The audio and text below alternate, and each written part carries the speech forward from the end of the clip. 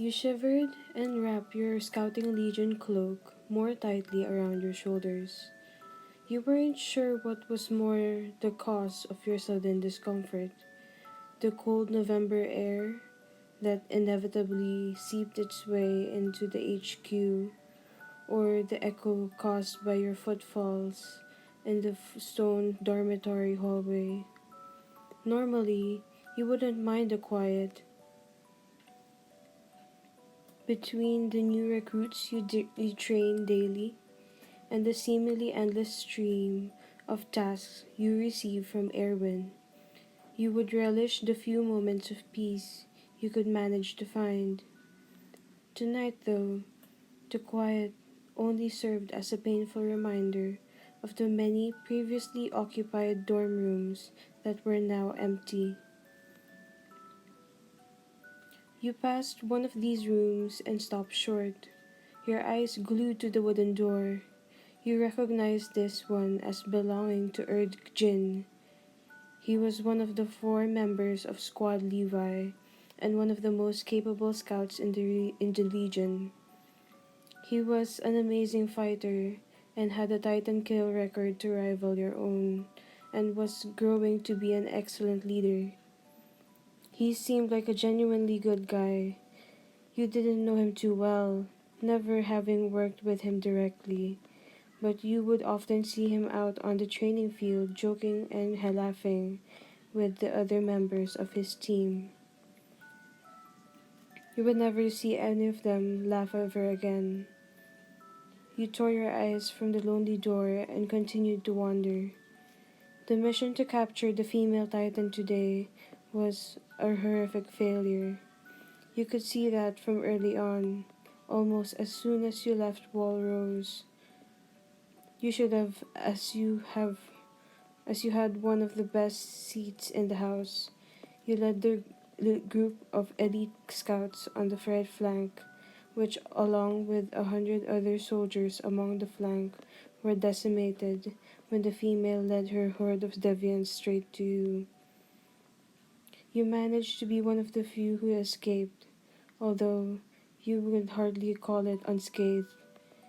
You would forever carry scars, both mentally and physically, from the day's events. In all your time in the Legion, you had never encountered such a catastrophe. Even now, if you closed your eyes, you could see the faces of your squad mates. If you stopped moving or thinking for too long, you could hear the sounds of their dying screams. That's why you walked. Sleeping was not an option, not tonight, and you needed to keep your mind occupied. Not that walking by the rooms of your dead friends and comrades was a better option.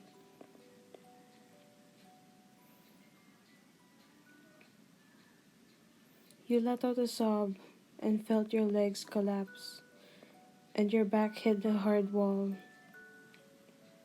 You slid to the cold stone ground, pulling your knees up to your chest and resting your head in your cut and bruised hands. You cried silently for what seemed like forever. As far as you knew, it may as well have been. And then you heard it. A low sound. It came from somewhere down the hall to your right. It was full of sorrow and mourning, but was also very beautiful. The sound touched your heart and stilled your sobs. After a few seconds, you realized the sound was that of someone humming a sad, sad song. Intrigued and touched, you pulled yourself to your feet and followed the man's voice. A ways down the hallway, you came to a door cracked open, the warm light from the inside falling upon the stones of the corridor. The song abruptly stopped with a sharp intake of breath, and then silence. Carefully, you silenced your steps and approached the door, slightly alarmed. Once you reached the heavy wooden door, you peeked inside. Lance Corporal Levi was sitting on the edge of this bed, his legs stretched out at an awkward angle. He continually was bending over, trying to reach it, or would try to lift it to himself, but would then hiss in pain and be back to where he started. Was he injured? You shyly tapped on the door to announce your presence to him. He looked up in alarm and tensed, but visibly relaxed when he let his shoulders slump when he saw it was only you. He sighed. Surname, come in. I need you to assist me. You nodded. Yes, sir. You slowly opened the door a bit wider and slid into the warm, clean room. Shut the door behind you. I don't need anyone else seeing me like this. His voice sounded tense, but didn't have the bite to it that it usually had when speaking to you or any of his other subordinates. You did as he said, and then made your way over to your superior, kneeling in front of the slender man. You took in the simplicity of the room. Along the far wall were two windows and a desk, littered with papers that you could tell were organized in a style you could only identify as Levi. His bed was against the right wall and was covered simply in clean white sheets. Apart from that, other basic items of furniture such as tables, some chairs, and a pair of bedside tables. There was really nothing remarkable about it. You got to work untying his boot for him. What happened? You asked softly. He snorted. Ackerman doesn't know how to obey orders. The brat. That's what happened. He snapped. You looked up at him nervously and then continued to work on his boot, tugging some of the laces free. Was it Erin? He sighed again and folded his arms across his chest. Yeah, she was determined to save him and kill the female. I told her to simply distract the Titan, but she didn't listen. She saw an opening to go for the nape and went for it. He paused for a moment, thinking back. Stupid girl. The female hardened her fist and took a swing at her. I tried to kick it away, but he grunted and put his arms behind him to support his weight on the bed. I should have just let the bitch have her. You looked at him and smiled gently. You don't mean that. What you did saved Mikasa's life. He snorted again. What I did was get myself hurt. What you did was amazing. He looked at you sharply, and you blushed. You never spoken to him like that before, although you thought these things plenty of times. You'd known Levi for a while now, since you both joined the Scouting Legion around 5 years ago. However, you were a fresh recruit, and he had just been delivered from the Undercity by none other than Erwin himself. Admittedly, you were distrustful and doubtful of him at first. You weren't the only one. It wasn't until your first mission beyond the walls, when you saw him and his two friends take down that deviant, that you began to change your mind. This man was capable. Over the years, you and he had developed mutual respect for one another. Although, from time to time, you would tease him or join up with Hanji and commence Operation Annoy Shorty, even if he was still an inch taller than you. He would always be quick to fire back with the insults of his own. Your relationship was never tense, though. It was just how things were. Between the three of you and Mike, you made up the four best squad leaders in the Scouting Legion. This week, he had acted strangely though. Even before the mission, you were both aware of the plan to capture the female Titan beforehand, as you were both accounted for among military personnel when the wall was broken 5 years ago. And still, he refused to so much as look at you. All week, there was no teasing, no greetings, no farewells. He acted as if he didn't even notice your existence. Normally, before you set out, you would wish him luck, and he would scoff at you and say that luck had nothing to do with it. There was none of that.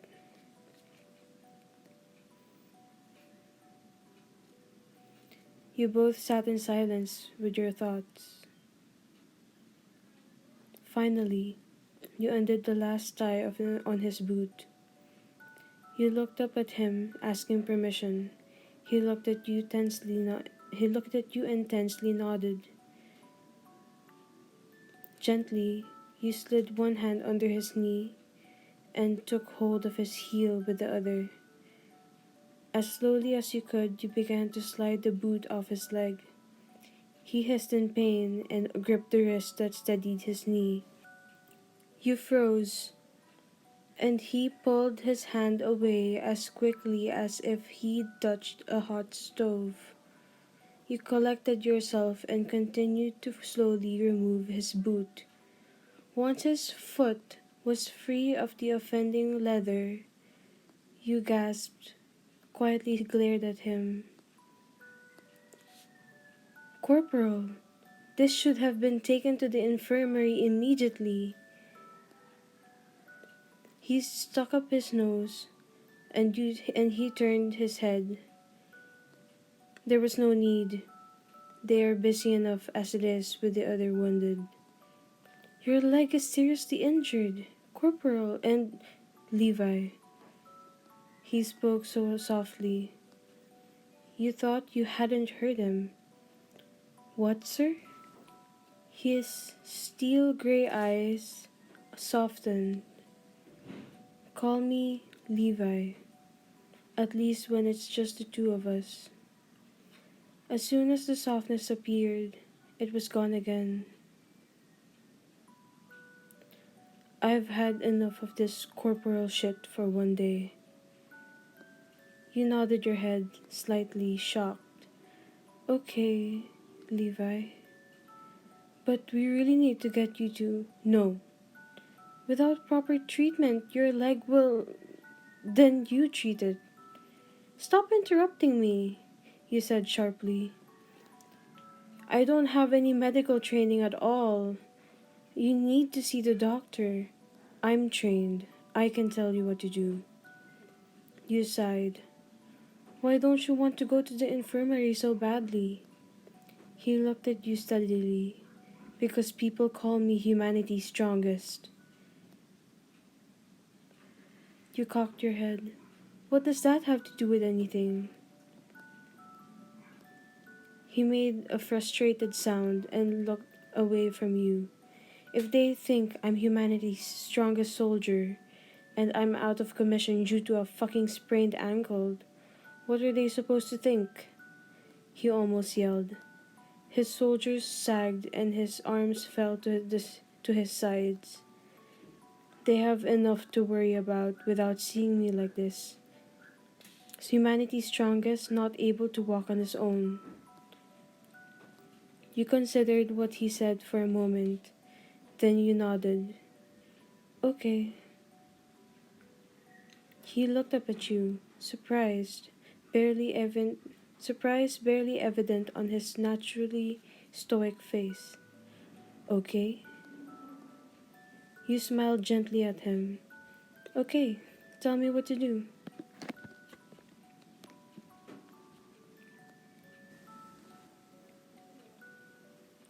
You smiled to yourself and sat on your heels, admiring your handiwork. All done. How does that feel? Does it feel more comfortable? Levi leaned over and observed the bandaging. It does. Thank you. You nodded your head at him and stood up, turning towards the door. Then I won't bother you any longer. Good night, Levi. Wait, listener, Levi called, leaning over and grabbing your wrist. Your eyebrows shot up in surprise. This was the first time you ever recalled him using your first name. You decided that you liked it the way it sounded on his voice. Yes? What about you? The gash on your cheek. Has it been cleaned? You reached up and touched the cut on the side of your face. The sting made you wonder how you had forgotten about it. Oh, that. It's not a big deal. Like you mentioned, the infirmary is busy enough as it is. Who said anything about the infirmary, idiot? He shot back at you. Despite his words, his voice had no bite. If you don't clean it, it'll get affected. Come here. He patted the brisk white sheets beside him on the bed. You frowned and sighed. Fine.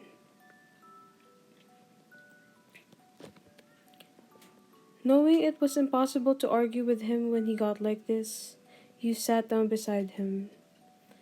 He turned and started rummaging around in that box that held his medical supplies again, until he came up with a clean rag and some alcohol.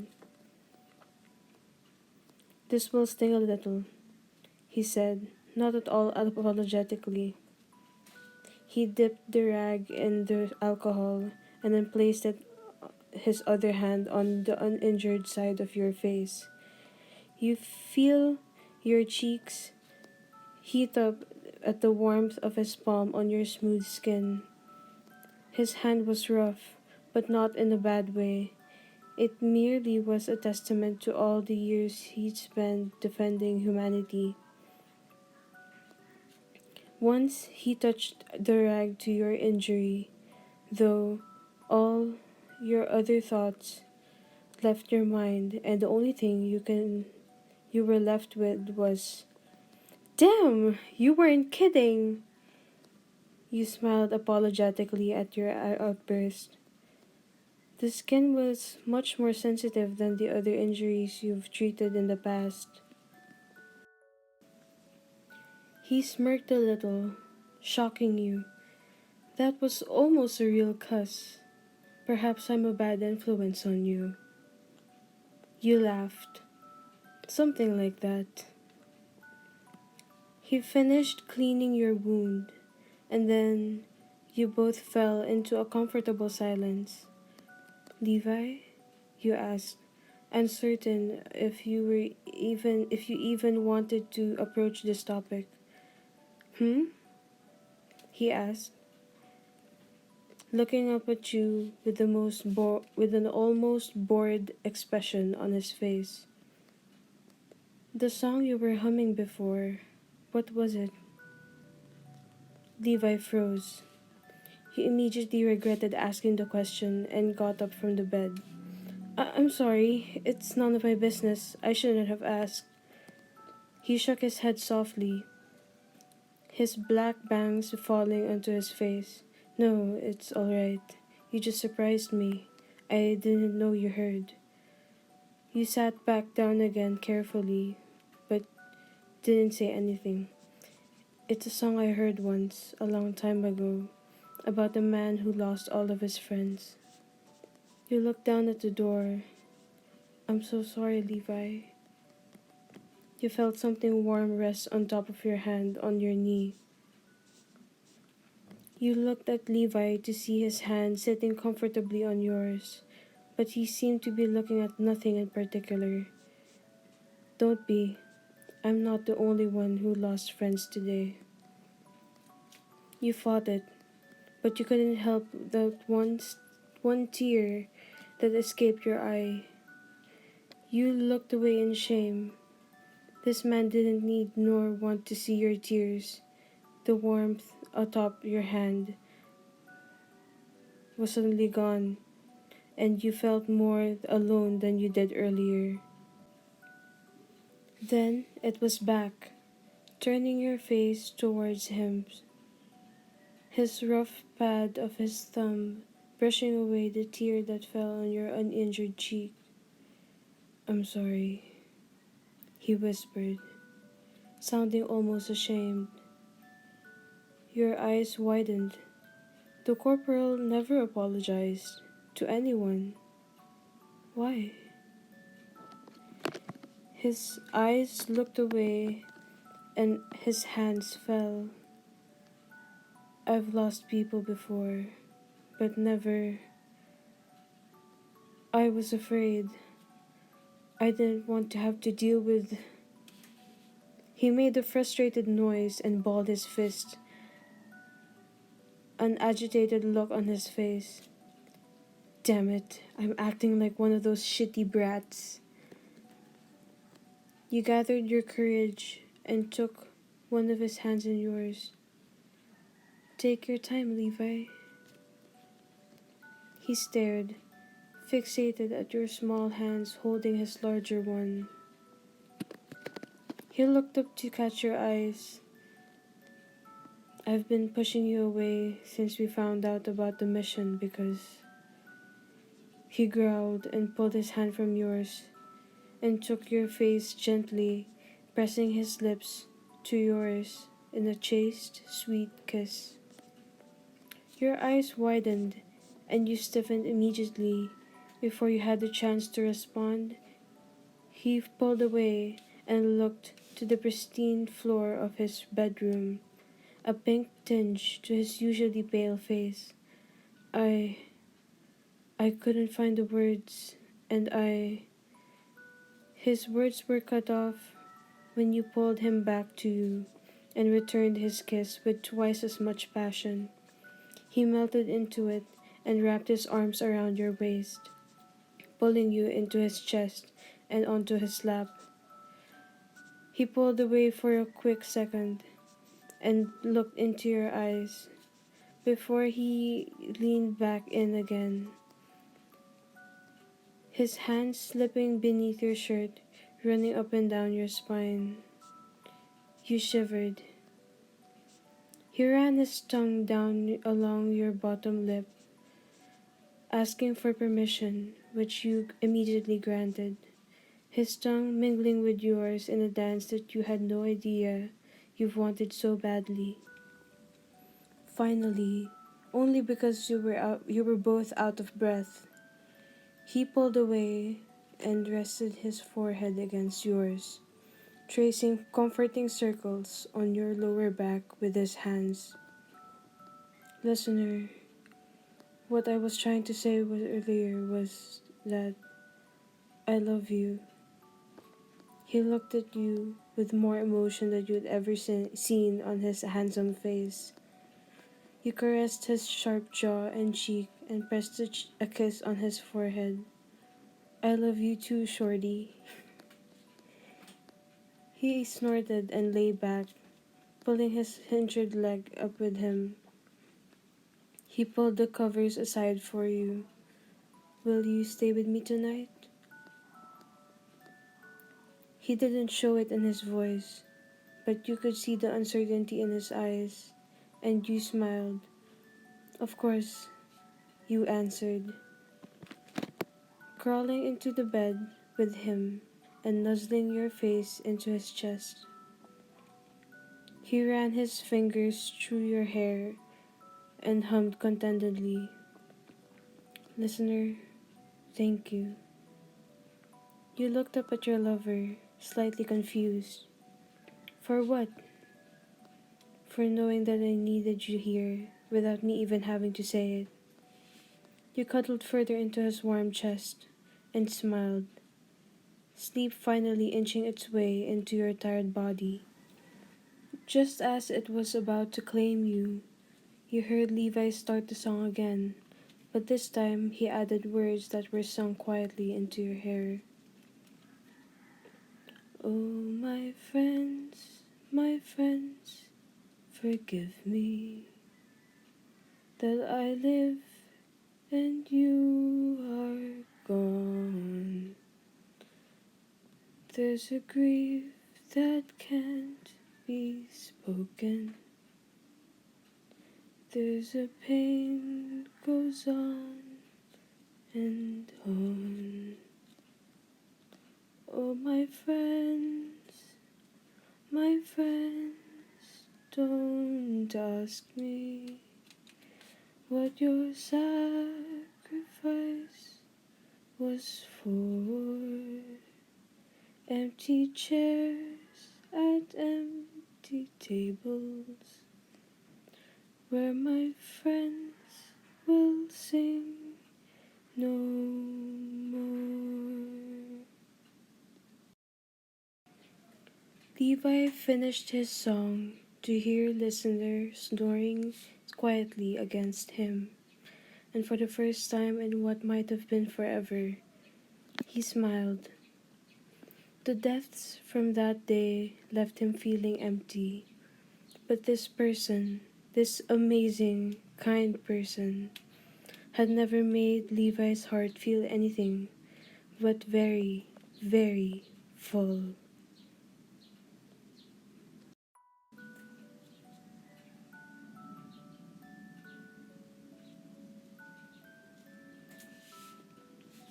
Hi guys! So that was Full, Levi Ackerman ex listener. I hope you enjoyed. And while you're here, leave a like, subscribe, and share if you can. Anyway, I hope you enjoyed the part where I sang. I kind of changed the original song, the original, what do you call this, melody, because it was a guy who sang it, and I am not a guy, and yeah, unfortunately. Anyway, um I'll see you in the next one. Bye.